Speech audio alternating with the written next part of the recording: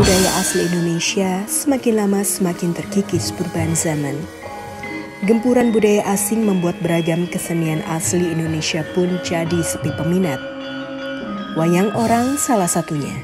Kesenian asli Pulau Jawa yang sudah ada sejak ratusan tahun yang lalu ini mulai ditinggalkan penggemarnya. Di Semarang, Ngesti Pendawa jadi yang masih bertahan melestarikan wayang orang. Berdiri sejak 1 Juli 1937, Ngesti Pandawa jadi salah satu sanggar tertua di Indonesia. Kini di usianya yang menginjak 85 tahun, Ngesti Pendawa berhasil bertahan dengan jumlah anggotanya yang hampir mencapai 100 orang.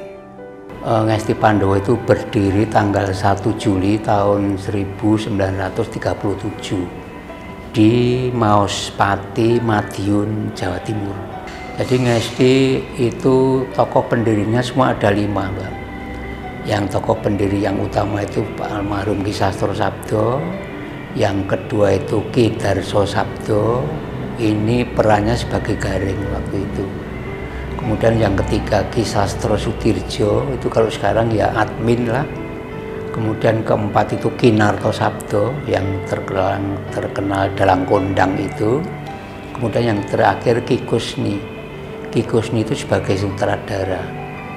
Dengan adanya 5 pemimpin ini, Ngesti Pandawa istilahnya itu melejit, ya, banyak dikenal oleh masyarakat.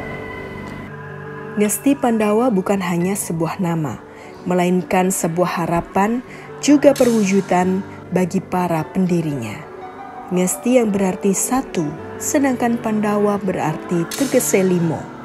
Jadi dengan kepemimpinan 5 orang ini, Ngesti Pandawa bisa mengembangkan kesenian wayang orang Tobong.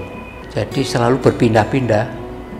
Jadi setiap ada pasar malam, itu Ngesti pasti main di sana.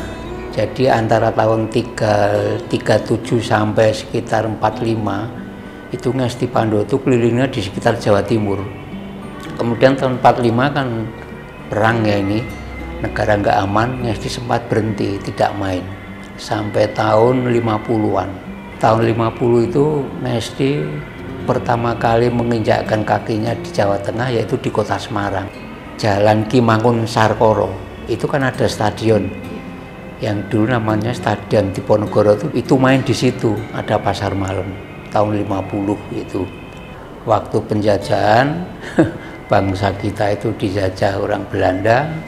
Tapi di sisi lain kita ada kerjasama dengan orang Belanda, pentas bareng.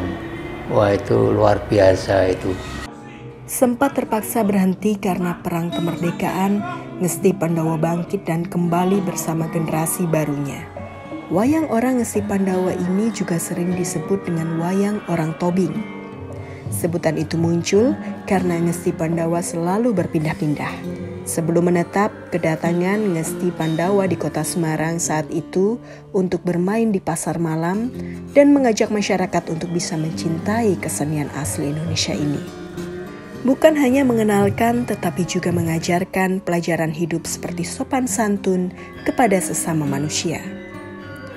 Kini Ngesti Pandawa berharap bisa terus eksis di tengah era yang terus berganti.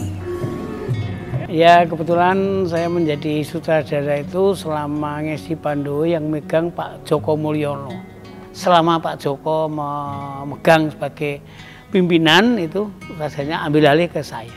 Bapak ibu saya di Ngesti Pandawa, mbah saya di Ngesti Pandawa, saya di Ngesti Pandawa, sekarang anak saya di Ngesti Pandawa. Sedulur, jadi tidak ada orang lain. Baru-baru tahun ini kita gabung dengan orang lain karena membuka peluang bagi siapa yang mau ikut, itu kami terima. Tapi dengan catatan dia punya basic tari.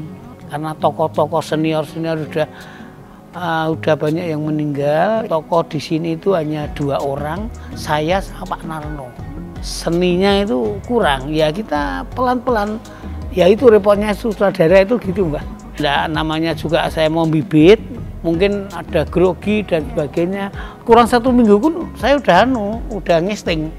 Kalau di wayang orang itu dialog, di sini wosnya yo tak kei orek-orekan gitu, diapalke. Minggu besok jam 5 datang, terus kita latihan dulu. Kalau dulu saya waktu jadi pemain, waduh keras sekali tuh. Mereka juga ingin pemerintah terus memberikan perhatian agar tetap bisa melestarikan kebudayaan asli Indonesia. Bukan hanya sekedar memberikan ruang untuk berlatih dan tampil, melainkan juga membantu memperkenalkan kesenian asli Indonesia kepada generasi muda yang awam tentang kesenian wayang orang, khususnya anak-anak sekolah. Ngesti Pandawa tetap eksis di tengah budaya yang makin terkikis. Ada istilahnya itu tak kenal maka tak sayang ya. Itu selalu kami upayakan gimana caranya agar anak-anak itu selalu mau melihat wayang.